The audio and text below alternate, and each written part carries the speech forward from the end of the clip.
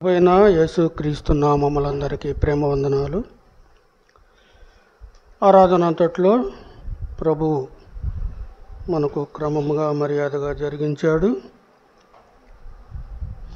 రెండవ వర్తమానము మనమందరము ఏచి ఉండగా పరిశుద్ధ గ్రంథమైన బైబిల్లో నుంచి కొద్ది నిమిషాలు ప్రభు యొక్క వాక్యాన్ని మనము ధ్యానం చేద్దాం. కీర్తనల గ్రంథము 80వ కీర్తన. కీర్తనలో 80వ అధ్యాయము. బైబిల్లో ఉన్న వారు అందరూ తీయండి. 80వ కీర్తన 8వ వచనం తీశారా?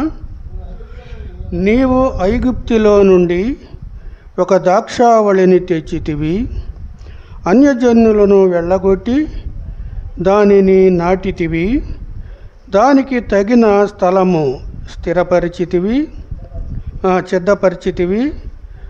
దాని వేరు లోతుగా పారి అది దేశమంతటా వ్యాపించెను, దాని నీడను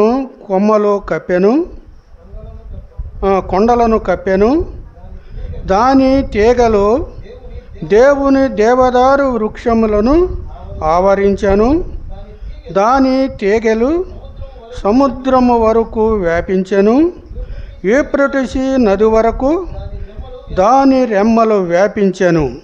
ఇంకా చదువు. త్రోవను నడుచువారందరూ దానిని తెంచివేయినట్లు దాని చుట్టూనున్న కంచెను నీవేలా పాడు చేచితివి.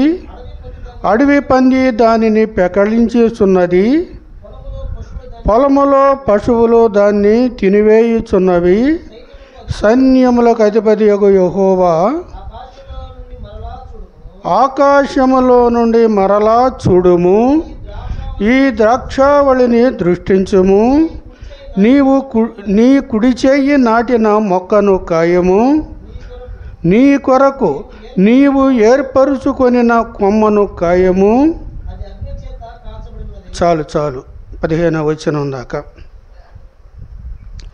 చదివిన వాక్యం కొరకై ప్రభు సన్నిధిలో సహాయం కొరకు ప్రార్థన చేద్దాం. మహిమగల మా దేవ, మహోన్నతుడా, నీ పరిశుద్ధ నామమును బట్టి స్తోత్రాలు వందనాలు చెల్లిస్తూ ఉన్నాం. ప్రభా, ఆనాడు ఇశ్రాయేలీయుల గురించి ప్రభా మీరు నాయన నీ గ్రంథములోని వాక్యమును వివరించారు. ఈ చదివిన వాక్యాన్ని దీవించి మాతో మీరు మాట్లాడమని, ఆ వాక్యము నాయన ఏమై ఉన్నదో ఎలాగో ఉన్నదో దానికి అనుగుణంగా మేము నడుచుకునే విధానములో నీ కృప మాకు దయచేయమని, సహాయము చేయమని యేసు ప్రభువు నామమున ప్రార్థన చేసి అడిగి వేడుకుంటున్నాము తండ్రి. ఆమేన్. ప్రియమైన సహోదరి సహోదరులారా, ఈ 80వ కీర్తన ఒక విషాదకరమైన బాధతో రాసిన కీర్తన. ఇది ఎవరు రాశారు? ఇది ఆషాబు వేదనతో రాశాడు, బాధతో రాశాడు ఈ కీర్తన. ఏమంటున్నాడా? నీవు ఐగుప్తులో నుండి ఒక ద్రాక్షావళిని తెచ్చితివి. ఎవరిని తెచ్చాడు ఐగుప్తులో నుండి? ఒక ద్రాక్షావళిని తెచ్చితివి ఐగుప్తు నుండి. ఎవరున్నారు ఐగుప్తులో? ఒక ద్రాక్షావళిని తెచ్చితివి. ఈ ఐగుప్తులో నుండి తెచ్చిన ద్రాక్షావళి ఎవరికి గుర్తుగా ఉంది? ఎవరికి? ఇశ్రాయేలీయులకు గుర్తు, రెండవది సంఘానికి గుర్తు, మూడవది విశ్వాసులకు గుర్తు. ముగ్గురికి ఈ వాక్యము వర్తిస్తూ ఉన్నది. ఇక్కడ అంటున్నాడు, నీవు ఐగుప్తులో నుండి ఒక ద్రాక్షావళిని తెచ్చితివి, అన్యజనులను వెళ్ళగొట్టి దానిని నాటితివి. ఎక్కడ నాటాడు? కింద వచనములు నాటితివి, దాని వేరు లోతుగా పారి అది దేశమంతటా వ్యాపించెను. దాని తీగలు దేవుని దేవదారు వృక్షములను ఆవరించెను. ఆ ఐగుప్తు దేశములో, ఆ బానిసత్వములో ఉన్న ఇశ్రాయేలీ జనాన్ని ప్రభువు తీసుకొచ్చి, ఆ యెహోవా దేవుడు తీసుకొచ్చి ఎక్కడ నాటాడు? అన్ని జనులను వెళ్ళగొట్టాడు, దాన్ని నాటాడు. ఏ ప్రదేశంలో, ఏ దేశంలో నాటాడు? పాలు తేనెలు ప్రవహించే దేశంలో ఆ మొక్కను నాటాడు. మొక్క అంటే ఇశ్రాయేలీలు. అక్కడ వారిని వెళ్ళగొట్టి వారిని అక్కడ స్థిరపరిచాడు. ఏమైంది? ఆడ నాటినప్పుడు ఏమైంది? 10వ వచనంలో, దాని నీడ కొమ్మలను కప్పెను, దాని తీగలు దేవుని దేవదారు వృక్షములను ఆవరించెను. ఎక్కడ దాకా ఆవరించింది? 11వ వచనం కింద, యూఫ్రటీసు నది వరకు దాని రెమ్మలు వ్యాపించెను. దాని రెమ్మలంట 200 కిలోమీటర్ల దూరము ఎంతో ఎత్తు వ్యాపించిందంట. ఆ ఇశ్రాయేలు జనాన్ని దేవుడు ఒక ద్రాక్షావళితో పోల్చాడు. పోల్చినప్పుడు ఆ ద్రాక్షావళి ఏం చేశాడు? మనము 13వ వచనంలో ఏమంటున్నాడు? త్రోవన నడుచు వారందరూ దానిని తెంచివేయునట్లు దాని చుట్టూనున్న కంచెను నీవేలా పాడు చేసేవి. దేవుడు ఒక చెట్టు వేస్తే దాని చుట్టూ ఏమేస్తాడు? కంచె వేస్తాడు. ఒక విశ్వాసి చుట్టూ, ఒక గృహం చుట్టూ ఆయన ఏమేస్తాడు? కంచె వేస్తాడు. దేవుడు వేసిన కంచెను ఎవరు కదిలించలేరు, తీయలేరు. ఎవరికీ అసాధ్యము కాదు, దేవుడే తీయాలి. ఎందుకు తీశాడు ఆడ కంచె? ఆడ కంచె ఎందుకు తీశాడు?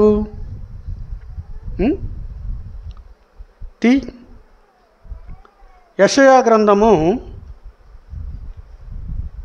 5:1 చూడు. యెషయా గ్రంథము 5:1.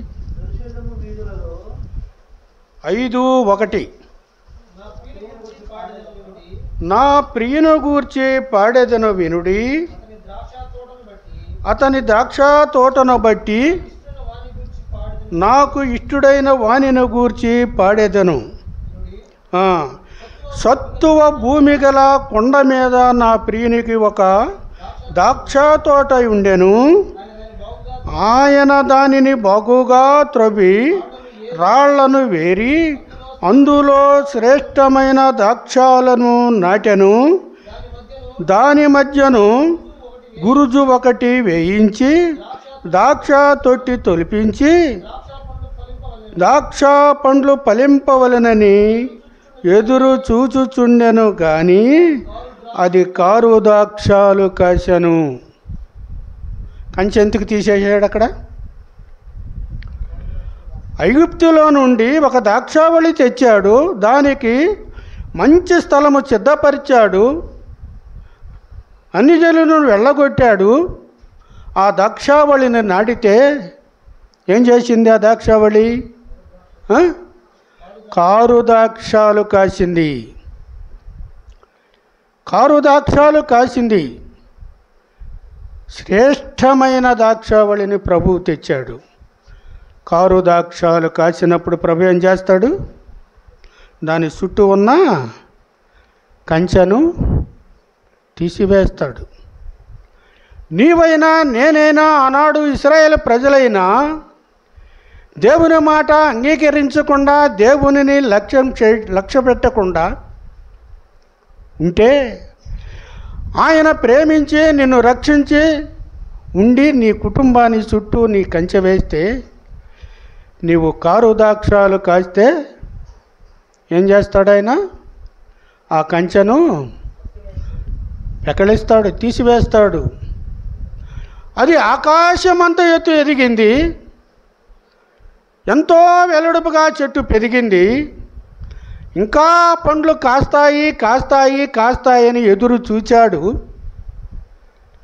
ఎంతో ప్రేమతో చెట్టు కాడకు వచ్చినప్పుడు ఏం చేసింది? ఆ చెట్టు ఏమిచ్చింది? కారు ద్రాక్షాలు కాసింది. అందుకే దాని చుట్టూ ఉన్న కంచెను ఆయనే తీసేసాడు. కొట్టివేస్తాడు. తీసివేసినా కొట్టివేసినా ఆయనే తీయాలా, ఇంకెవరు తీయటానికి లేదు. ఏ మానవుడు ఎవరైనా, ఏ సాతానైనా దేవుని ఆజ్ఞ లేకుండా ఆ కంచెను తీసివేయటానికి లేదు. యోబు గ్రంథంలో మనం చూస్తాం కదా, చూడు. యోబు గ్రంథం 1:8 ఏముందో? కంచె ఎలాగో తీస్తాడు?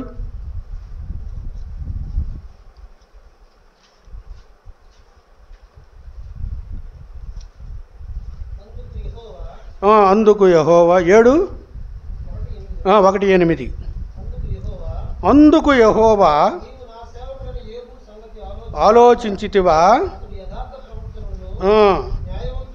న్యాయవంతుడునై దేవుని యందు భయభక్తులు గలవాడై చెడుతనమును విసర్జించిన వాడు భూమి మీద అతని వంటి వాడెవడు లేడు అని ప్రభు చెప్తున్నాడు యోబుని గురించి. అలాంటి ఉత్తముడు లేడు, అలాంటి న్యాయవంతుడు లేడు అని ఎవరితో చెప్తున్నాడు? అపవాది, సాతానుతో సాతాను ఏమంటున్నాడా? అపవాది ఏమంటుంది? యోబు దేవుని యందు ఊరకే భయభక్తులు గలవాడు అయ్యాడా? కంచె వేసితివి. ఎవరు చుట్టేశాడు? వా కుటుంబము చుట్టూ ఆయన ఆస్తి ఎంత ఉందో ఆ చుట్టూ ప్రాకారము కంచె వేశాడు ఆయన. ఆయన ఏమంటున్నాడు అపవాది? నీవు ఒక్కసారి ఆ కంచె తీయి, ఆ యోబు సంగతి నేను చూసుకుంటాను, అప్పుడు యోబు నిన్ను దూషిస్తాడు. ఆ కంచె నీకైనా నాకైనా ప్రభువు మన కుటుంబం చుట్టూ కంచె వేస్తాడు. అందుకే కీర్తనల గ్రంథం మళ్ళీ 80వ కీర్తన 80వ కీర్తన తీసావా? చదువు. ఈడేమంటున్నాడు? ఆడ 12వ వచనం కానించుడు. త్రోవను నడుచు వారందరూ దాని తెంచివేయినట్లు అడవి పందులు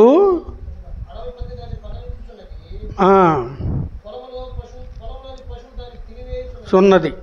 ఇక్కడ ఆయన కంచె వేస్తే ఎవరెవరు ప్రవేశించారాడా? పొలములోని పశువులు, అదేలే అడవి పందులు, ఇంకా ఏమున్నాయాడా? ఏ అయినా కంచె లేనప్పుడు ఎవరైనా రావటానికి అవకాశం ఉంటుంది. ఎవరు? త్రోవన పోయేవాళ్ళని. త్రోవన పోయేది ఎవరు? ఎవరు నడుస్తూ ఉంటారు? ఏ ఇంట్లో దూరదామా, ఎక్కడికి పోదామా, ఏ కుటుంబం నాశనం చేద్దామని ఎవరు చూస్తుంటారు? అపవాది. అపవాది చూస్తూ ఉంటాడు. అపవాది అంట మనకెవరు? మనకేమవుతాడు? అపవాది మనకేమవుతాడు? మేనమామ అంట.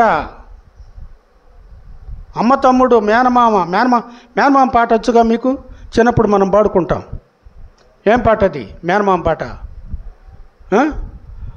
అమ్మ తమ్ముడు వస్తున్నాడు, చెప్ప నిండా కంది పప్పు తిప్పుకుంటూ వస్తున్నాడు, వాడే మా మేనమామ. అది వద్దులే, ఇంకొక పదం ఉంది, ఆ పదం వద్దు. వాడు వస్తాడంట, తిప్పుకుంటా వస్తాడంట మన మేనమామ. మన మామన ఎప్పుడైనా రావచ్చు మన ఇంటికి, అభ్యక్షణ ఏమి ఉండదు. ఎందుకంటే మన అమ్మ తమ్ముడు కదా. అమ్మ తమ్ముడు కానీ అమ్మ అన్న కానీ మేనమామ ఎప్పుడైనా రావచ్చు, ఎప్పుడైనా బావచ్చు. వద్దంటానికి వీల్లేదు. అంత అధికారం ఉంటుంది వాడికి. ఒక ఊళ్ళో ఒక కుటుంబం ఉంది, చక్కని కుటుంబము, భయభక్తులతో కలిగిన కుటుంబము. ఎవరు చూసినా ఎలాంటి కుటుంబం ఉండాలి అని అందరూ అనుకుంటారంట. ఆ కుటుంబంలో భర్త, భార్య, ఒక కుమారుడు. భర్తకి చిన్న ఉద్యోగము, హ్యాపీగా గడిచిపోతుంది. వారికి 2 ఇళ్ళు ఉన్నాయి. మామూలుగా ఎమ్మిటెమ్మిట 2 వాకిళ్ళు పెట్టి ఇల్లు ఉంది. ఒకటి అద్దెకిస్తూ ఉంటారు. కొంతకాలానికి ఆ ఇంట్లో అద్దెకున్న వారు వెళ్ళిపోయి ఖాళీ అయిపోయింది. మరలా ఇంకొకరికి అద్దెకిచ్చారు. ఎవరికి? మన మేనమామ లాంటి ఆయనకి అద్దెకిచ్చారు. అది జరిగిపోతూ ఉంది. ఈయన డ్యూటీకి వెళ్తూ ఉన్నాడు,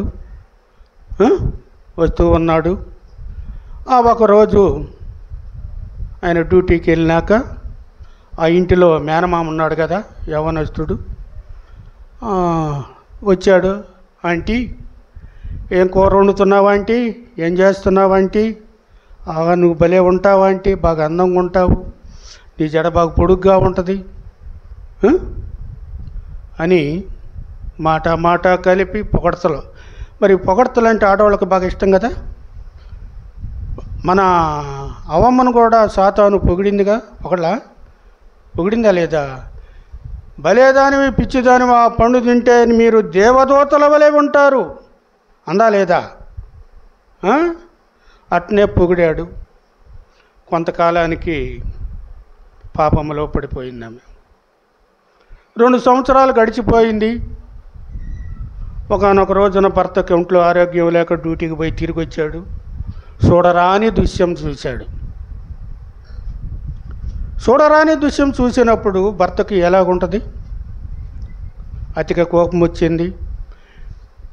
ఆ వంటింట్లో పోయాడు, కత్తి తీసుకున్నాడు, వచ్చాడు, భార్యను నరికేశాడు. సాయంకాలం అయ్యింది. పిల్లాడు పరిగెత్తుకుంటూ మమ్మీ అని వచ్చాడు. నేను నా భార్యని చంపానే, నా పిల్లవాడు తల్లి లేని వాడు అవుతాడు అనుకున్నాడు. డాడీ మమ్మీ అదంటే రా చూపిస్తానని ఇంట్లోకి తీసుకుపోయాడు. పిల్లోడిని కూడా చంపేశాడు. మరి వీరిద్దరు చచ్చిపోయినప్పుడు నేను పోలీస్ స్టేషన్కి పోతాను కదా, ఈ బతుకు నాకు ఎందుకు అనుకున్నాడు. ఉరేసుకొని చనిపోయాడు.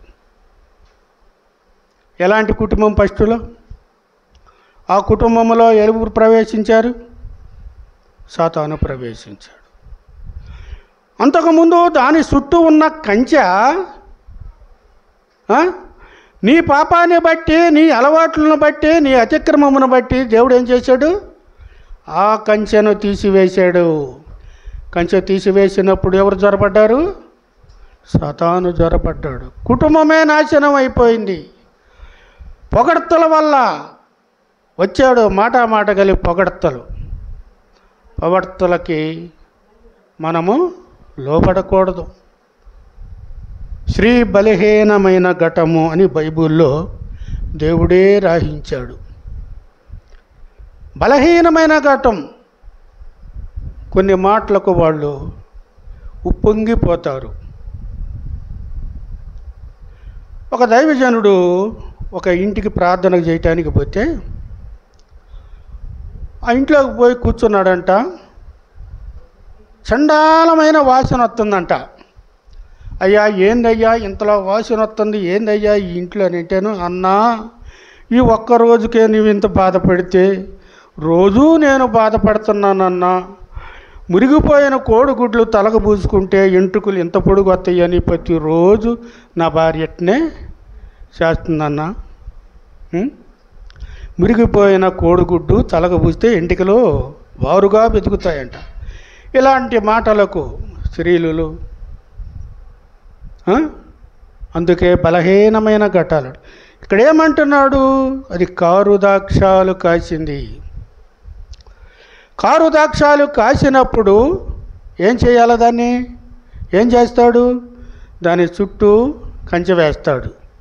కంచె వేసినప్పుడు ఆ కంచెని తీసివేసాడు. నువ్వు కారు ద్రాక్షాలు కాస్తున్నావు కదా, నీలో విశ్వాసము లేదు, నువ్వు దేవుని సన్నిధికి వస్తున్నావు, కానీ నీవు కారు ద్రాక్షాలే కాస్తున్నావు. ఆ కంచెను తీసివేసినప్పుడు నీ ఇంటిలోనికి అనేకమైన ఇబ్బందులు వస్తాయి. దోవన పోయే వాళ్ళందరూ ఆకులు తుంచుతారు. అనేకమైన అందరూ వచ్చి ఆకులు తుంచుతారు, కొమ్మలు ఎరగొడతారు. అడిగి పంది వచ్చి ఏం చేసిద్ది? ఏళ్ళు అడవి పందికంట ఆకులు తినటం పెద్దగా ఇష్టం ఉండదంట, దానికి ఏర్లంటే భలే ఇష్టం అంట. అందుకే అది ఏం కొట్టిద్ది, మొదటగా పెళగించి ఏరును కొట్టిద్ది. కుటుంబంలో కూడా అంతే, ఎవరిని కొట్టాలో ఎవరిని తొక్కాలో, ఇంటిలో ఎవరు పెద్దవారు ఉంటారో ఆ ఏరును కొడితే ఆ తర్వాత చెట్టు అంతా ఎండిపోద్ది. మరి మనం ఎలాగున్నాము? కారు దాక్షాలు కాస్తున్నామా? అందుకే ప్రభు అంటున్నాడు, యెషయా గ్రంథం 1వ అధ్యాయం 2వ వచనములో చూడయ్యా, ప్రభువు అంటున్నాడు ఆడొక మాట, యెషయా 1:2, యెహోవా మాటలాడుచున్నాడు, ఆకాశమా ఆలకించుము, భూమి చెవియొగ్గుము, నేను పిల్లలను కని పెద్దవారిని చేర్చి తిని వారు నా మీద తిరగబడి ఉన్నారు. ఎవరితో చెబుతున్నాడు? ఆకాశం ఆలకించు, భూమి చెవియొగ్గండి, నేను పిల్లలను పెంచి ఉన్నాను, అయినా వారు నా మీద తిరగబడుచున్నారు. దేవుడే ఆకాశాన్ని అడుగుతున్నాడు, భూమిని అడుగుతున్నాడు.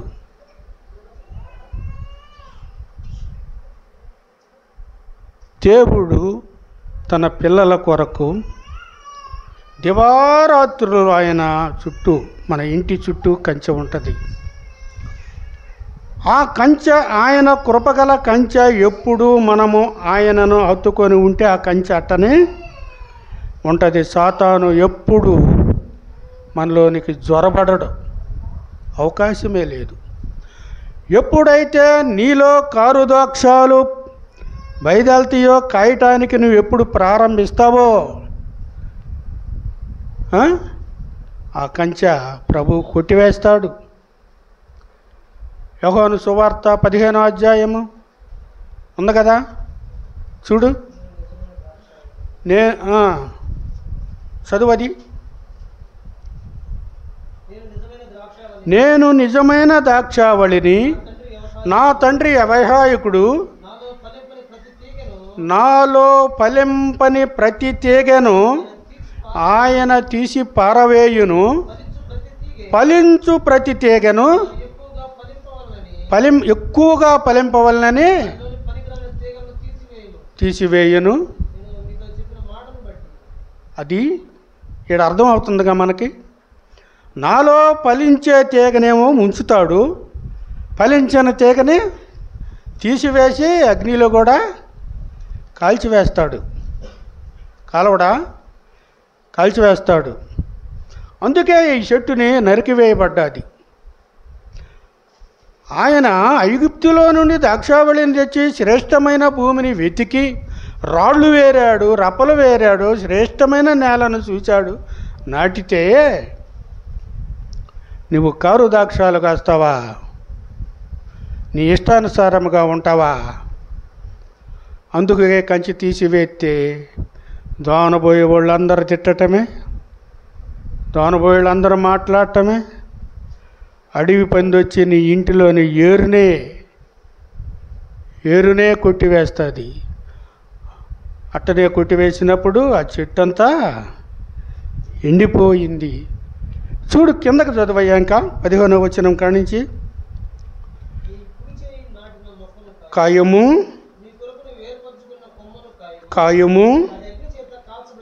అగ్ని చేత కాల్చబడి ఉన్నది, నరకబడి ఉన్నది. నీ కోప దృష్టిని వలన జనులు నశించుచున్నారు. తోడుగాను ఏర్పరచుకొనిన తోడుగాను ఉండునుగాక. ఏమంటున్నాడంటేడా, యెహోవా దేవా, నీవు దృష్టించి ఆ ద్రాక్షావళిని మరలా చూడు అంటున్నాడు. ఎందుకు చూడమన్నాడు?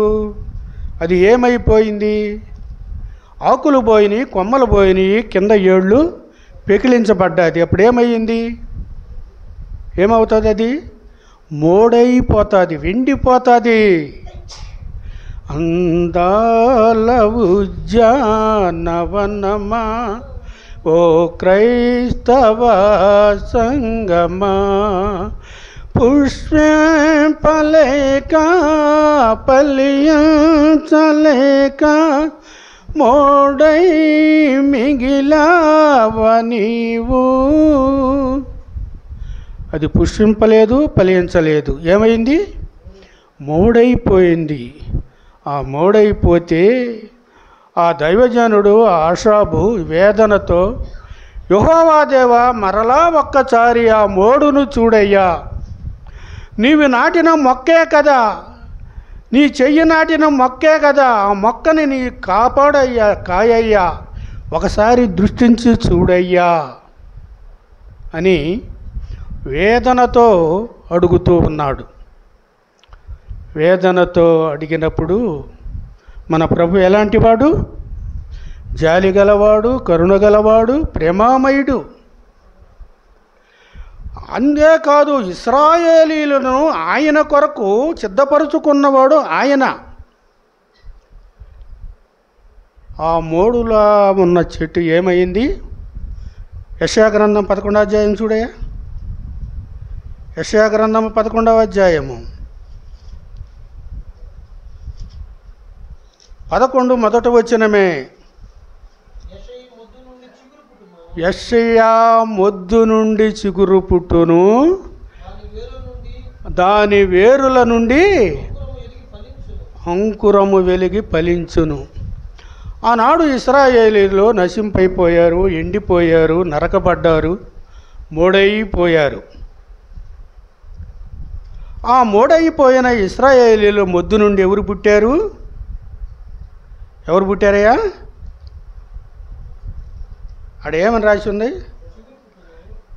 యెషయా మొద్దు నుండి చిగురు పుట్టును, వాని వేరు నుండి అంకురము ఎదిగి ఫలించును అన్నాడు.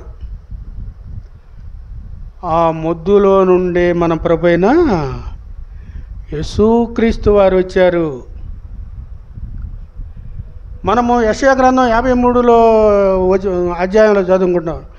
లేత మొక్క వలె ఎండిన భూమిలో నుండి ఆయన మొలిచెను.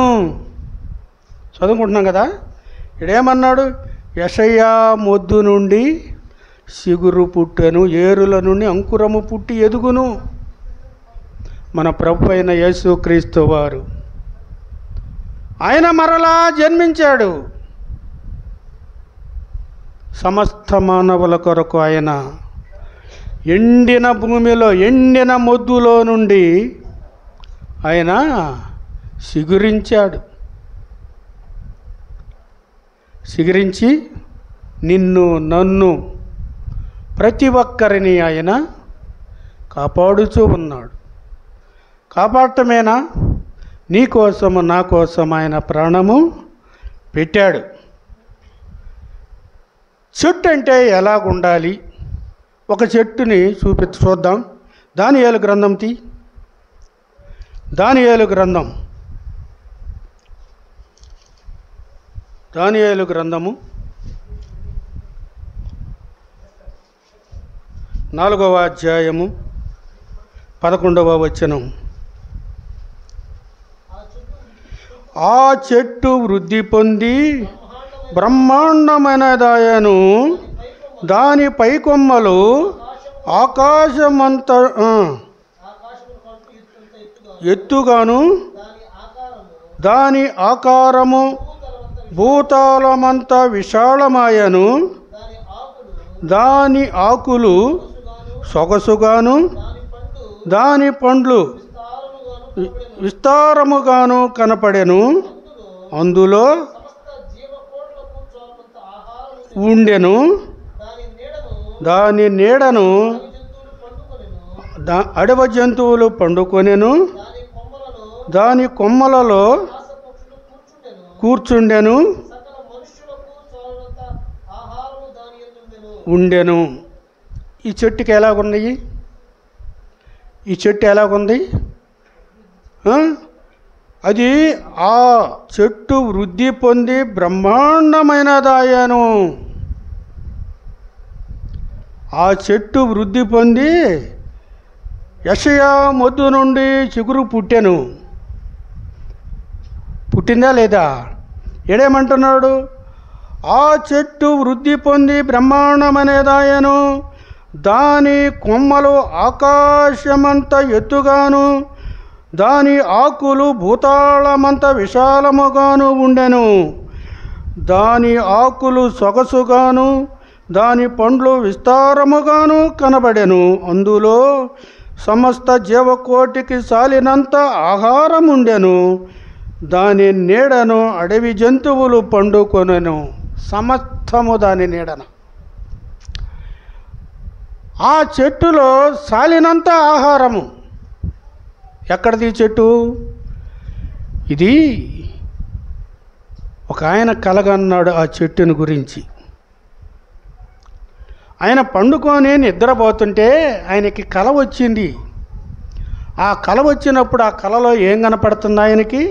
ఈ చెట్టు కనపడుతుంది. అది ఆకాశమంతా ఎదిగింది. దాని ఆహారము జనానికి విస్తారముగా ఉంది. దాని నీడను అడవి జంతువులు పండుకుంటాయి. దాని కొమ్మలలో పక్షులు పనుకుంటాయి. దాని ఆకులు సొగసుగా ఉంటాయి.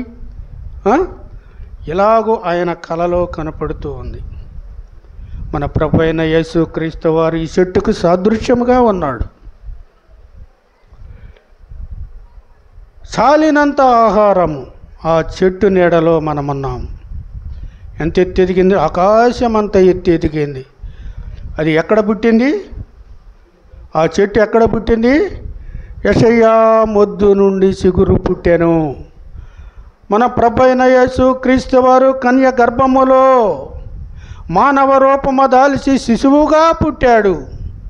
33.5 సంవత్సరములు ఆయన యవ్వన ప్రాయమందు ఎన్నో కార్యాలు చేశాడు. చివరగా నీ కోసము నా కోసము ఏమయ్యాడైనా? బలి అయిపోయాడు. ఆయన చుట్టూ వేసిన కంచె ఆయన తీయకుండా ఉండాలంటే ఏం చేయాలి మనము? ఏ ఫలాలు పూయాలి? మంచి ఫలాలు పూయాలి. యోహాను సువార్తలో కూడా చూస్తాం. ఆయన త్రోవన పోతూ ఉన్నప్పుడు అంజూరపు చెట్టు కనపడితే ఏమైనా పండ్లు ఏరుకోవాలని ఆయన పోతే, తిందామని పోతే ఎందుకు పోయాడు? ఆకలి కొని నీ వైపు చూడా, ఆశే నిరాశయే ప్రభు యేసుకు, కాచావా నీవు కారు దాక్షలే, యోచించు ఇది న్యాయమేనా? ఆకలి కొని ఆయన త్రోవన పోతూ ఆకలి కొని ఆ చెట్టులో ఏమైనా పండ్లు దొరుకుతాయేమోనని అక్కడికి పోతే ఒక్క పండు కూడా దొరకలేదు. ఉండా పండ్లు ఏమైనాయి? కారు దాక్షాలు అయిపోయినాయి.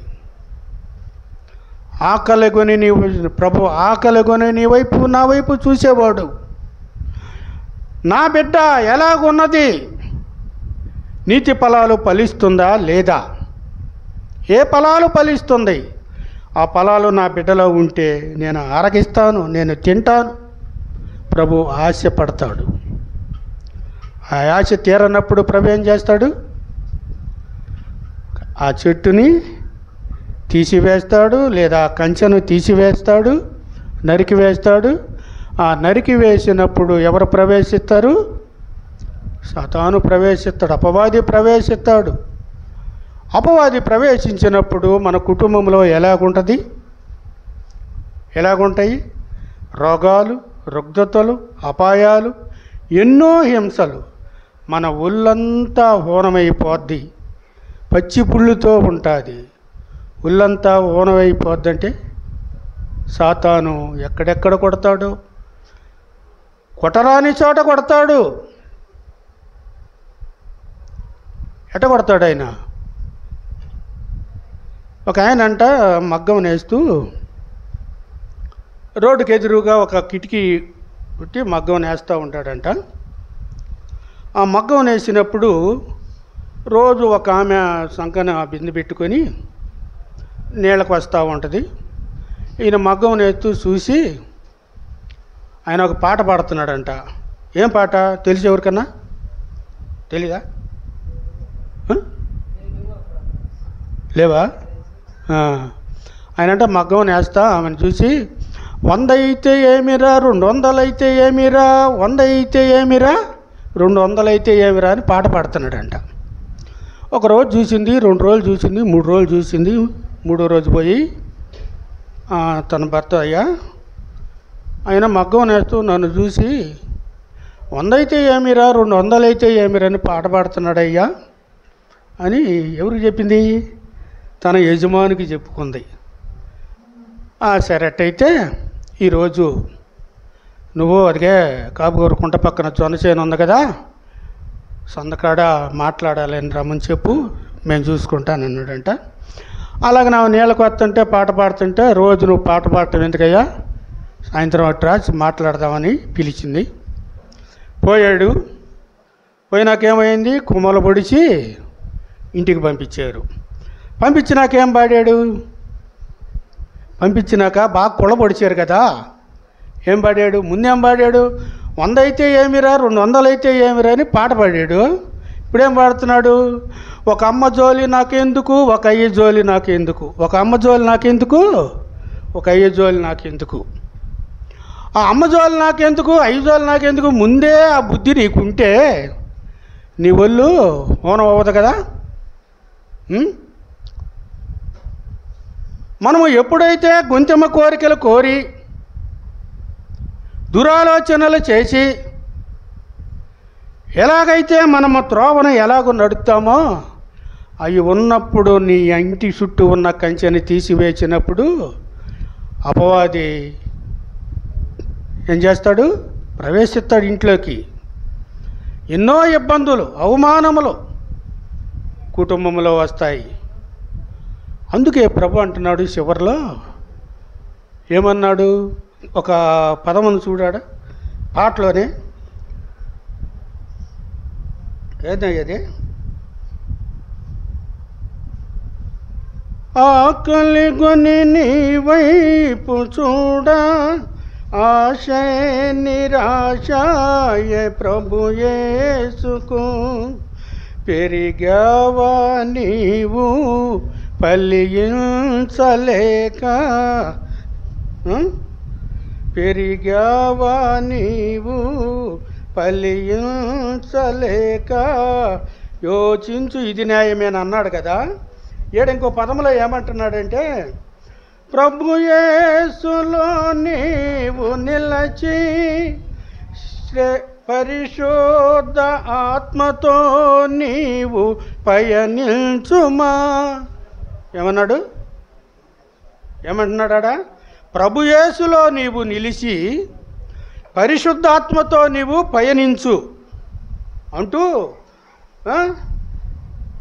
ఇకనైనా నీవు నిజమైన ఫలముల్ ప్రభు కొరకే ఫలించలేవా.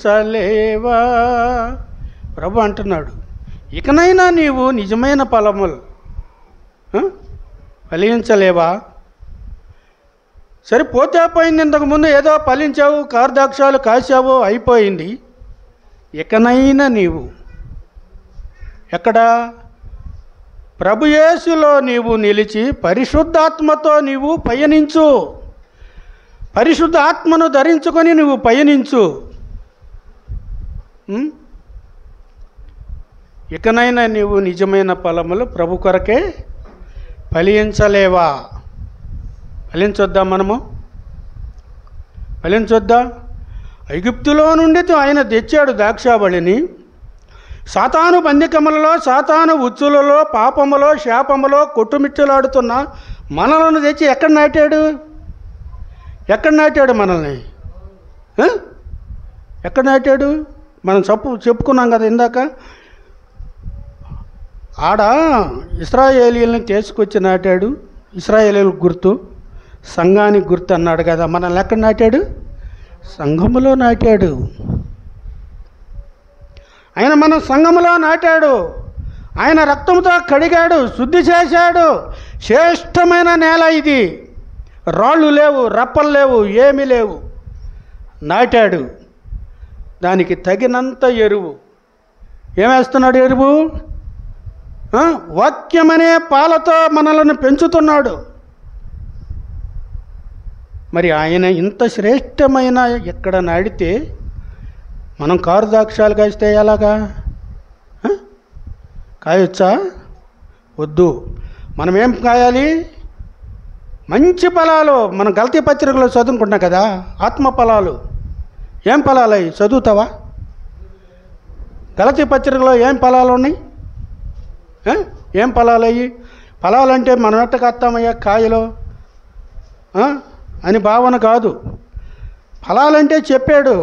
ఏం ఫలాలు? మంచితనము, సాత్వికము, ఆత్మఫలం ఏదనగా ప్రేమ, సంతోషము, సమాధానము, దీర్ఘశాంతము, దయాళత్వము, మంచితనము, విశ్వాసము, సాత్వికము, ఆశా నిగ్రహము.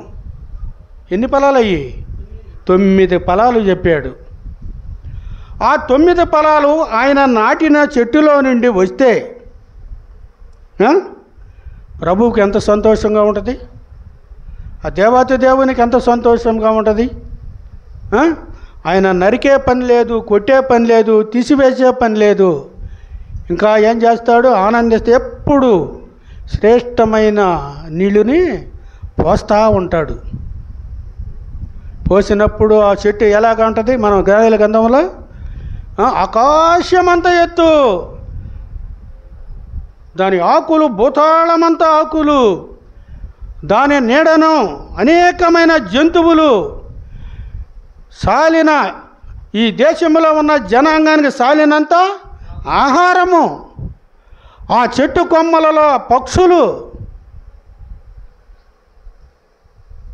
ఆ చెట్టు కింద మనము ఆయన పిల్లలము. ఆయన నాటాడు మనలను. నువ్వు శ్రేష్టమైన ఫలాలే ఆయనకి ఇవ్వాలి. ఎంత ఆశపడి ఒక గురుజు కట్టించాడు. ద్రాక్ష పళ్ళను ఆ రసం తీసి ఒక తొట్టి కట్టించాడు. ఎంత ఆశపడి యేసు ప్రభు వారు ఆ పని చేస్తే ఆ కాయలన్నీ తీసుకొని ఆ ద్రాక్షారసం తీసుకొని త్రాగాల జనులని ఆయన ఆరాటపడితే ఏం కాసింది? అది కారు ద్రాక్షాలు కాసింది. యెషయా గ్రంథంలోనే ఇంకో మాట ఉందయ్యా, 5వ అధ్యాయంలోనే చూడు. 5వ అధ్యాయంలో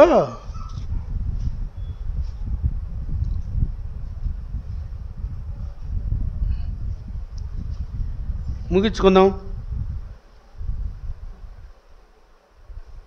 తీసావా?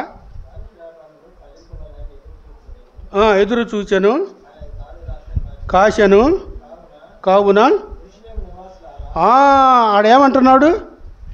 యెరూషలేము నివాసులారా, యోధా వారలారా, నా ద్రాక్ష తోట విషయము నాకు న్యాయము తీర్చవలనని వేడుకొనుచున్నాను. ఎవరిని అడుగుతున్నాడు యేసు ప్రభు వారు? అయినా యెరూషలేము నివాసులారా, యోధా వారలారా, ఈ ద్రాక్ష తోట నాకు చేసిన పని ఏందయ్యా? నేనెంతో ఇష్టపడి తొట్టులు తొలిపించాను, గురుజులు కట్టించాను, ఆ కొండ మీద రాళ్లను వేరాను, చక్కగా త్రవ్వాను, దానికి నాటాను, సాలినంత ఎరువు వేశాను. మీరే చెప్పండి అయ్యా న్యాయము. యెరూషలేము వారలారా, యోధా వారలారా అని ప్రభువు పిలుస్తూ ఉన్నాడు. నాకు న్యాయం చెప్పండి. ఆయన న్యాయాధిపతి, ఆయన ప్రభువుల కృప. ఆయనకి న్యాయం చెప్పేవాళ్ళు ఎవరు? ఆయనే న్యాయవంతుడు. ఆకాశమా ఆలకించము, భూమి చెవియొగ్గము. నేను పిల్లలను కని ఉన్నాను, వారిని పెంచి పెద్ద చేశాను, కానీ వాళ్ళు నా మాట వినటంలా వేదన పడుచూ ఉన్నాడు. అందుకే ఆ యోధా ప్రజలు ఆ ఐగుప్తు నుండి ఆ జనాంగాన్ని తీసుకొచ్చినప్పుడు వారు ఎంతో విస్తారంగా ఫలించాలని ఆశపడ్డాడు. ఆ ఆశ నిరాశ అయిపోయింది. ఆకులు తుంచివేయబడ్డాయి, కొమ్మలకు నరకబడ్డాయి, దాని వేళ్ళు పెకలించబడ్డాయి. అది వెండిపోయి మూడైపోయింది. మూడు లాంటి జీవితము. నీలో ఉన్న ఆత్మ ఫలాలలో ఆకులు రాలిపోతున్నాయా? ఆ కొమ్మలు నరికబడుతున్నాయా? ఆ వేళ్ళు పెకలించబడుతున్నాయా? ఆనాడైతే యెషయా మొద్దున చిగురు పుట్టింది, ఈనాడైతే ఆ చిగురు మరలా పుట్టదు. ఆ మొద్దు ఎండిపోవాల్సి ఉందే, పొయ్యిలో పెట్టాల్సి ఉందే, కాలిపోవాల్సి ఉంది. అందుకే ప్రభు చెప్తున్నాడు, నువ్వు పుష్పింపలేదు, ఫలించలేదు, మూడై మిగిలేవా నీవు? ఏ వనమది? ఏమనమది? అందాల ఉద్యాన. ఎంతో అందముగా ఉంది ఆ ఉద్యానవనము. ఆ సంగము ఎంతో అందముగా ఉంది, చూడటానికి ఎంతో ఇంపుగా ఉంది. కానీ ఫలించలేదు, పుష్పింపలేదు, పువ్వులు రాలేదు, కాయలు రాలేదు, మూడై మిగిలింది. అందుకే ఆయన అంటున్నాడు, ప్రభుయేసులో నీవు నిలిచి పరిశుద్ధాత్మతో నీవు పయనించు. ఆ పరిశుద్ధాత్మతో నీవు పయనించినప్పుడు ఇకనైనా నీవు నిజమైన ఫలములు ప్రభు కొరకే ఫలించలేవా? దీంట్లో ఈ ద్రాక్షావళిలో అనేకమైన ఎన్నో ఆత్మీయమైన పాఠాలు, సంఘాన్ని గూర్చి, ఇశ్రాయేలు జనాంగాన్ని గూర్చి. మన పరిస్థితి అంతే. యోహాను సువార్తలో 15వ అధ్యాయంలో చదువుకున్నాం కదా. 15వ అధ్యాయం 7వ వచనం చదువు. 15వ అధ్యాయం 7వ వచనం చదువు. మన పరిస్థితి కూడా అలాగే ఉంటుంది. నా యందు మీరును, మీ యందు నా మాటలను నిలిచి ఉండిన ఎడల మీకు ఏది ఇష్టమో అడగండి, మీకు అనుగ్రహించబడును. మీరు బహుగా ఫలించుట వలన అది నా తండ్రి మహిమపరచబడును అగుదురు. ఏమంటున్నాడా? మీకు ఏది ఇష్టమో, నీకు ఏది ఇష్టమో అది అడగమంటున్నాడు ప్రభు. ఎప్పుడు అడగాలి మనము?